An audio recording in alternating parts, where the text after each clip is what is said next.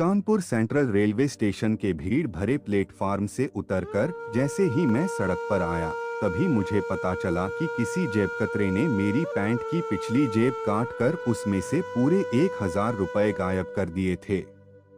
कमीज की जेब में बची 2 से 4 रुपए की रेजगारी ही अब मेरी कुल जमा पूंजी थी। मुझे शहर में अपना जरूरी काम पूरा करने और वापस लौटने के लिए रुपयों की सख्त जरूरत थी। पूरे पैसे न होने के चलते मैं अपना काम निपटाना तो दूर ट्रेन का वापसी टिकट भी कैसे ले सकूंगा, यह सोचकर बुरी तरह परेशान हो गया। इस अनजान शहर में मेरा कोई जानने वाला भी नहीं था जिससे मैं कुछ रुपए उधार लेकर अपना काम चला सकूं।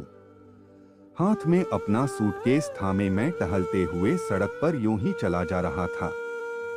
शाम के 5:30 बजने को थे। सर्दी का मौसम था। ऐसे सर्द भरे मौसम में भी मेरे माथे पर पसीना चुहचुहा आया था। मुझे बड़ी जोरों की भूख लग आई थी। मैंने सड़क के किनारे एक चाय की दुकान से एक कप चाय पीकर भूख से कुछ राहत महसूस की। फिर अपना सूटकेस उठाकर सड़क पर आगे चलने के लिए जैसे ही तैयार हुआ कि तकरीबन 9 साल का एक लड़का मेरे पास आया और बोला, अंकल जी, आपको मेरी माँ बुला रही हैं। चलिए, इतना कहते हुए वह लड़का मेरे बाएं हाथ की उंगली अपने कोमल हाथों से पकड़कर खींचने लगा। मैं उस लड़के को अपलक देखते हुए पहचानने की कोशिश करने लगा, पर मेरी कोशिश बेकार साबित हुई। मैं उस लड़के को बिल्कुल भी नहीं पहचान सका था। अगले ही पल मेरे कदम बरबस ही उस लड़के के साथ उसके घर की ओर बढ़ चले। उस लड़के का घर चाय की उस दुकान से कुछ ही दूर एक गली में था। मैं जैसे ही उसके दरवाजे पर पहुंचा तो उस लड़के की माँ मेरा इंतजार करती नजर आई। मैंने तो उसे पहचाना तक नहीं, पर उसने बिना झिझकते हुए पूछा, आइए महेश जी, हम लोग आपके पड़ोसी गांव सुंदरपुर के रहने वाले हैं। यहाँ मेरे पति एक फैक्ट्री में काम करते हैं। मैं अभी डबल रोटी लेने दुकान पर गई थी तो आपको पहचान गई। आप रामपुर के हैं न? जब आप गांव से कस्बे के स्कूल में पढ़ाने के लिए साइकिल से आते जाते थे, तब मैं सड़क से लगी पगडंडी पर घास काटती हुई आपको हर दिन देखती थी। कभी कभी तो आप मेरे कहने पर मेरा घास का गट्ठर भी उठवा दिया करते थे। पल भर में ही मैं उस लड़के की माँ को पहचान गया था।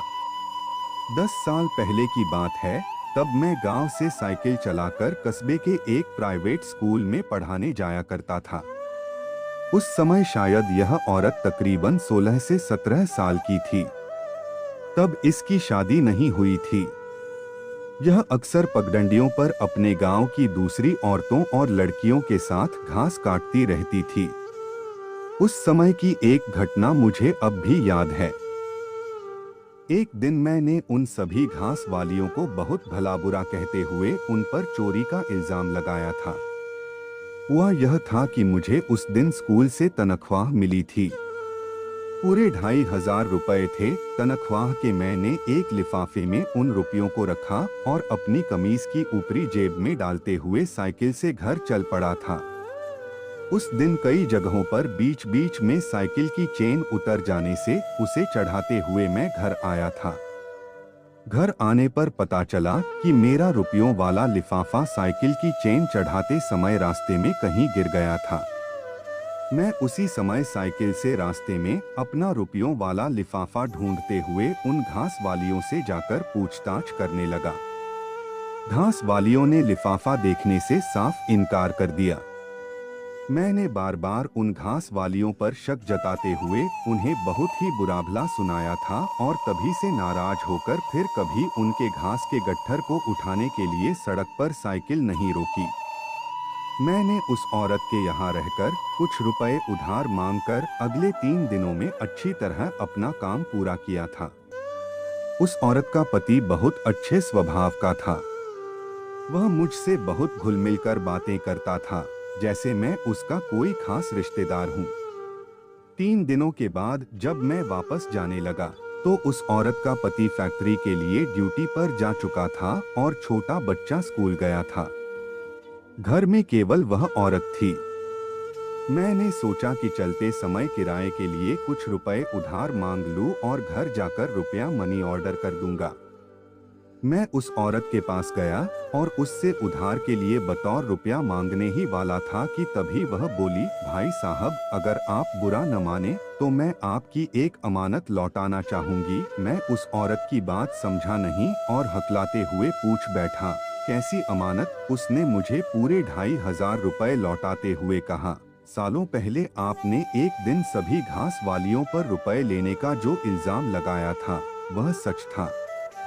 जब आप साइकिल की चेन चढ़ा रहे थे तो आपके रुपए का लिफाफा जमीन पर गिर पड़ा था और आपको रुपए गिरने का पता नहीं चला था। मैंने दूसरी घास वालियों की नज़र बचाकर वह लिफाफा उठा लिया था। उस समय मेरे बापू की तबीयत बहुत ज्यादा खराब चल रही थी। दवा के लिए रुपयों की सख्त जरूरत थी और कहीं से कोई उधार भी देने को तैयार था। मैंने बापू की दवा पर वे रुपए खर्च करने के लिए झूठ बोल दिया कि मैंने रुपयों का कोई लिफाफा नहीं उठाया है। फिर तो उन रुपयों से मैंने अपने बापू का अच्छी तरह इलाज कराया और वे बिल्कुल ठीक हो गए, उनकी जान बच गई।